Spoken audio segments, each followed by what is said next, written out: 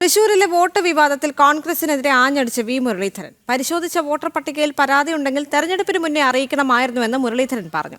ജയിച്ച ശേഷം ഇത്തരം വിവാദം നല്ലതല്ല. ഭരണഘടനാ സ്ഥാപനം തകർക്കാനാണ് രാഹുലും കൂട്ടരും ശ്രമിക്കുന്നത്. BJP വിജയിപ്പിക്കുമ്പോൾ മാത്രം എന്താണ് വിശ്വാസ്യത ചോദ്യം ചെയ്യുന്നത്? കോൺഗ്രസ് തുടർച്ചയായി 3 തവണ വിജയിച്ചപ്പോൾ രാഹുൽ ഇത് ചോദിച്ചില്ലല്ലോ എന്നും അദ്ദേഹം പറഞ്ഞു. നിരാശയിൽ നിന്നാണ് കോൺഗ്രസ് ഇത്തരം പ്രവർത്തനം നടത്തുന്നതെന്നും അദ്ദേഹം തിരുവനന്തപുരത്ത് പ്രതികരിച്ചു. ഞാൻ ചോദിക്കട്ടെ, ഇതെല്ലാം കരട് വോട്ടർ പട്ടിക തെരഞ്ഞെടുപ്പ് സമയത്ത് തെരഞ്ഞെടുപ്പ് കമ്മീഷൻ പ്രസിദ്ധീകരിച്ചതല്ലേ? പരാതി കൊടുക്കാനുള്ള സമയം ഉണ്ടായിരുന്നല്ലോ. എന്താ പരാതി കൊടുക്കാതിരുന്നത്? അല്ല, ഇപ്പം വിവരം പുറത്തു വരുന്നുണ്ടെങ്കിൽ നിയമപരമായിട്ടുള്ള മാർഗങ്ങൾ സ്വീകരിക്കാം.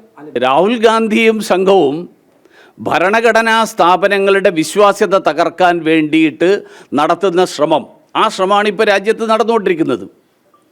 തെരഞ്ഞെടുപ്പ് കമ്മീഷൻ എന്ന് പറഞ്ഞാൽ ഭരണഘടനാ സ്ഥാപനമാണ്.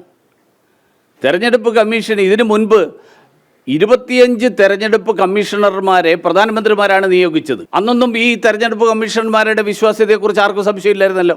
BJP 2 സീറ്റ് മാത്രം കിട്ടിയിട്ട് പരാജയപ്പെട്ടപ്പോഴും BJP ഒരിക്കലും തെരഞ്ഞെടുപ്പ് കമ്മീഷണർമാരുടെ വിശ്വാസ്യതയെക്കുറിച്ച് ചോദ്യം ഉന്നയിച്ചിട്ടില്ല.